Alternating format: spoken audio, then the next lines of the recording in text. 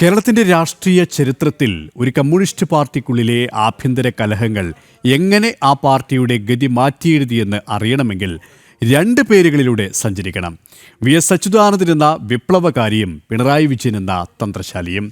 CPM-ന്റെ ഉള്ളുകുലുക്കിയ ഈ വിഭാഗീയത കേവലം രണ്ട് വ്യക്തികൾ തമ്മിലുള്ള മത്സരമായിരുന്നില്ല, മറിച്ച് അധികാരത്തിനായുള്ള പോരാട്ടവും പ്രത്യയശാസ്ത്രപരമായ ഭിന്നതയുടെ പ്രതിഫലനവുമായിരുന്നു.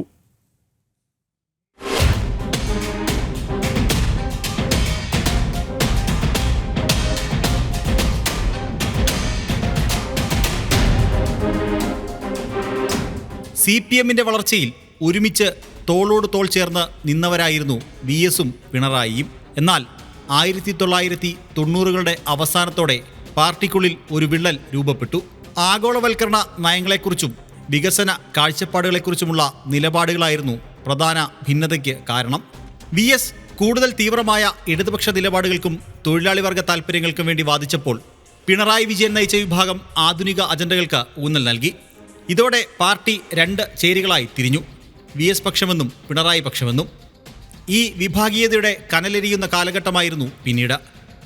പാർട്ടി സമ്മേളനങ്ങളിലും യോഗങ്ങളിലും പരസ്പരം വിമർശിക്കുകയും എതിർപക്ഷത്തെ നിശബ്ദമാക്കാൻ ശ്രമിക്കുകയും ചെയ്യുന്ന കാഴ്ചകൾ സാധാരണമായി. ഇത് പാർട്ടി അണികളിൽ വലിയ ആശയക്കുഴപ്പമുണ്ടാക്കി. വിഭാഗീയതയുടെ തീവ്രത പലപ്പോഴും വ്യക്തിപരമായ ആക്രമണങ്ങളിലേക്ക് വരെ എത്തി. ചാരക്കേസുമായി ബന്ധപ്പെട്ട് VS അന്നത്തെ മുഖ്യമന്ത്രി E.K. നായനാർക്കെതിരെ നടത്തിയ പരാമർശം പാർട്ടിയിൽ വലിയ പൊട്ടിത്തെറിക്ക് വഴിവെച്ചു. പിന്നീട് ടെലിവിഷൻ ചാനൽ ചർച്ചകളിലും പൊതുവേദികളിലും ഇരു വിഭാഗവും പരസ്പരം കടന്നാക്രമിച്ചു. ലാൽ സലാം വിവാദം ഇതിൽ ശ്രദ്ധേയമായിരുന്നു. പാർട്ടി നേതൃത്വം പലപ്പോഴും പിണറായി പക്ഷത്തിന് അനുകൂലമായ നിലപാടുകൾ സ്വീകരിച്ചു. VS-നെതിരെ അച്ചടക്ക നടപടികൾ തുടരെ വന്നു. പോളിറ്റ് ബ്യൂറോയിൽ നിന്ന് ഒഴിവാക്കുകയും പിന്നീട് തിരിച്ചെടുക്കുകയും ചെയ്ത സംഭവങ്ങൾ പാർട്ടിക്കുള്ളിലെ അധികാര സമവാക്യങ്ങളുടെ വ്യക്തമായ സൂചനയായിരുന്നു. എന്നാൽ ജനകീയ പിന്തുണയുടെ കാര്യത്തിൽ VS-നെ വെല്ലാൻ പിണറായി പക്ഷത്തിന് കഴിഞ്ഞില്ല. വിഭാഗീയത അതിൻ്റെ മൂർധന്യാവസ്ഥയിൽ നിൽക്കുമ്പോഴും 2006-ൽ ജനകീയ വികാരം മാനിച്ച CPM V.S. അച്യുതാനന്ദനെ മുഖ്യമന്ത്രി സ്ഥാനാർത്ഥിയാക്കാൻ നിർബന്ധിതരായി. തൻ്റെ 83-ാം വയസ്സിൽ അദ്ദേഹം കേരളത്തിൻ്റെ മുഖ്യമന്ത്രിയായി.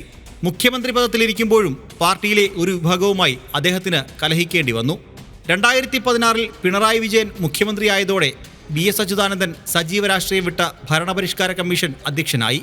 ഇതോടെ CPM-നുള്ളിലെ VS പിണറായി ഗ്രൂപ്പ് പോരുകൾക്ക് പ്രത്യക്ഷത്തിൽ അറുതി വന്നുവെന്ന് പറയാം.